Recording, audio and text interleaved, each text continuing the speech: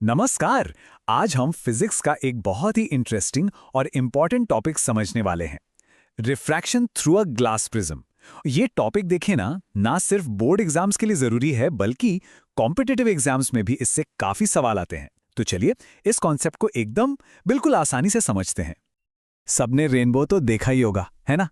कभी सोचा है कि बारिश के बाद आसमान में इतने सुंदर रंग आते कहां से हैं? उसके पीछे की जो फिजिक्स है ना, वो एक सिंपल से ग्लास प्रिज्म से बहुत मिलती जुलती है।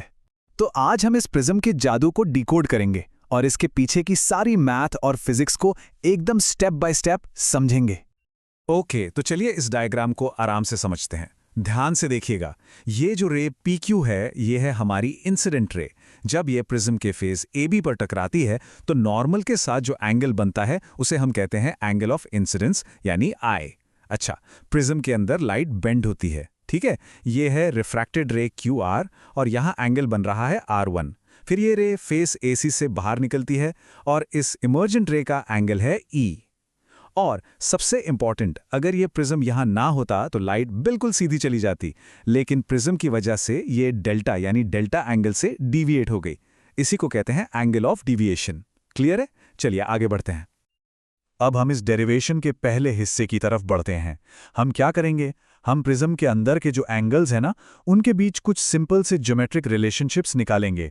घबराना नहीं है, बहुत आसान है, बस थोड़ा सा ध्यान देना है। अब आइए इस डायग्राम में क्वाड्रिलैटरल AQNR पर फोकस करते हैं। एक बात याद है ना कि नॉर्मल्स हमेशा सरफेस के परपेंडिकुलर होते हैं, तो इसका मतलब एंगल AQN और एंगल ARN ये दोनों 90 डिग्रीज होंगे। बस ये पॉइंट नोट कर लीजिए, आगे काम आएगा। तो अब आता है पहला इंपॉर्टेंट स्टेप। हम जानते हैं कि क्वाड्रिलैटरल के सभी एंगल्स का सम होता है 360 डिग्रीज। हमारे केस में दो एंगल्स तो 90 डिग्रीज के हैं, तो बाकी जो दो एंगल्स बचे यानी एंगल A और एंगल QNR, उनका सम कितना होगा? Exactly 180 degrees. ये बन गई हमारी पहली इक्वेशन, इसे ध्यान में रखिएगा। चलिए अब इसी क्वाड्रिलैटरल के अंदर जो छोटा सा ट्रायंगल बना है QNR, उस पर ध्यान देते हैं। अब इस छोटे से ट्रायंगल QNR को देखिए। ये तो हम बचपन से पढ़ते आ रहे हैं कि एक ट्रायंगल के तीनों एंगल्स का सम हमेशा 180 डिग्रीज होता है। तो R1 plus R2 plus angle QNR, ये हो गया 180 डिग्रीज। ये है हमारी सेकंड इक्वेशन। सिंपल है ना? अब देखिए जादू, हमारे पास दो इक्वेशंस हैं और दोनों का राइट हैंड साइड 180 डिग्रीज है। इसका मतलब क्या हुआ? इनके लेफ्ट हैंड साइड्स भी इक्वल होंगे, तो A प्लस एंगल QNR बराबर हो गया R1 plus R2 plus angle QNR के। अब दोनों तरफ से एंगल QNR को कैंसिल कर दीजिए और ये देखिए, हमें मिल गया हमारा पहला important result, A is equal to R1 plus R2। मतलब एंगल ऑफ द प्रिज्म दोनों एंगल्स ऑफ रिफ्रैक्शन के सम के बराबर होता है। कितना कूल है ना? चलिए अब अगले स्टेप पर चलते हैं।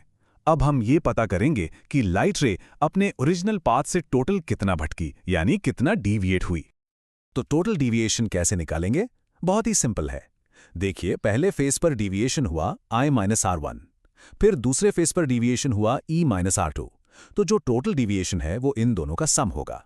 इसलिए delta is equal to I-R1 plus E-R2। Make sense, right? चलिए इस इक्वेशन को थोड़ा सा रीअरेंज करते हैं। इसे हम लिख सकते हैं delta is equal to I plus E minus R1 plus R2। अभी अभी हमने क्या प्रूव किया था, याद है? यस, R1 प्लस R2 तो A के बराबर है। बस इस वैल्यू को यहां सब्स्टिट्यूट कर दीजिए और हमें मिल गया हमारा second key result, delta is equal to I plus E minus A। ये फॉर्मूला बहुत ज्यादा इंपॉर्टेंट है, इससे डायरेक्ट क्वेश्चंस आते हैं। अब हम इस डेरिवेशन के सबसे इंपॉर्टेंट मोड पर आ गए हैं। हम एक बहुत ही खास केस डिस्कस करेंगे जिसे कहते हैं मिनिमम डिविएशन। अगर ये कंसेप्ट समझ में आ गया तो फाइनल फॉर्मूला एकदम आसानी से डिराइव हो जाएगा। ये एक एक्सपेरिमेंटल रिजल्ट है। सोचिए, अगर हम अलग अलग एंगल ऑफ इंसिडेंस I के लिए एंगल ऑफ डिविएशन डेल्टा को नापें तो क्या होगा? क्या डिविएशन हमेशा बढ़ता जाएगा या हमेशा कम होता जाएगा? चलिए देखते हैं। इस ग्राफ को बहुत ध्यान से देखिए। Y एक्सिस पर है एंगल ऑफ डेविएशन डेल्टा और X एक्सिस पर है angle of incidence I। Notice कीजिए, जैसे जैसे हम I को बढ़ा रहे हैं, डेल्टा पहले कम हो रहा है, फिर एक मिनिमम वैल्यू यानी DM पर पहुंचता है और उसके बाद फिर से बढ़ने लगता है। ये जो सबसे नीचे वाला पॉइंट है ना, इसी को हम कहते हैं एंगल ऑफ मिनिमम डेविएशन। ये एक एक्सपेरिमेंटल ऑब्जर्वेशन है और बहुत ही ज़रूरी है। जब मिनिमम डिविएशन होता है ना, तब कुछ बहुत इंटरेस्टिंग चीज़ें होती हैं। पहला, डेल्टा बन जाता है डीएम। दूसरा, आई इज इक्वल टू ई हो जाता है, मतलब एंगल ऑफ इंसिडेंस और एंगल ऑफ इमर्जेंस एकदम बराबर हो जाते हैं। तीसरी बात, इससे R1 और R2 भी बराबर हो जाते हैं। और चौथा, जो रिफ्रैक्टेड रे QR है वो प्रिज्म के बेस के पैरेलल हो जाती है। ये चारों कंडीशंस मिनिमम डिविएशन की पहचान है, इन्हें बिल्कुल मत भूलिएगा। तो अब हम इन सारी कंडीशंस का इस्तेमाल करके आखिरकार प्रिज्म फॉर्मूला डिराइव करने जा रहे हैं। रेडी हैं? Let's do it. चलिए इन 4 सिंपल स्टेप्स को फॉलो करते हैं। स्टेप 1, हमारा फॉर्मूला था A is equal to R1 plus R2। Minimum deviation पर R1 is equal to R2 is equal to R। तो A हो गया 2R, यानी R is equal to A by 2। Step 2, हमारा दूसरा फॉर्मूला था delta is equal to I plus E minus A।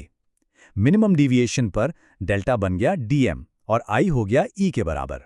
तो DM is equal to 2I minus A। इससे I की वैल्यू आई A plus DM whole divided by 2। Step 3, हमें Snell's law तो याद ही है, रिफ्रैक्टिव इंडेक्स n/1 होता है sin I by sin R। और स्टेप 4, बस अब I और R की जो वैल्यूज हमने निकाली हैं उन्हें स्नेल्स लॉ में डाल देना है। That's it. और फाइनली I और R की वैल्यूज को स्नेल्स लॉ में सब्स्टिट्यूट करते ही हमें मिल जाता है the prism formula. n/1 is equal to sine A plus DM by 2 divided by sine A by 2। ये फॉर्मूला इतना पावरफुल है कि इससे हम किसी भी मटेरियल का रिफ्रैक्टिव इंडेक्स निकाल सकते हैं। बस हमें उस मटेरियल से बने प्रिज्म का एंगल यानी A और एंगल ऑफ मिनिमम डिविएशन यानी DM पता होना चाहिए। चलिए अब इस पूरी डेरिवेशन को जल्दी से समराइज करते हैं और एक स्पेशल केस भी देखते हैं, यानी कि बहुत पतले प्रिज्म्स के लिए इसका एक सिंप्लीफाइड वर्जन।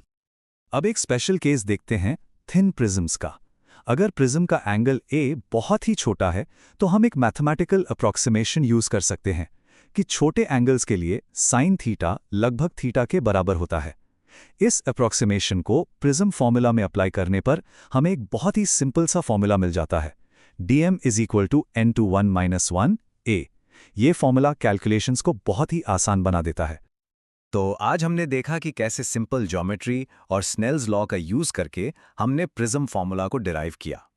आई होप कि अब ये टॉपिक एकदम क्लियर हो गया होगा।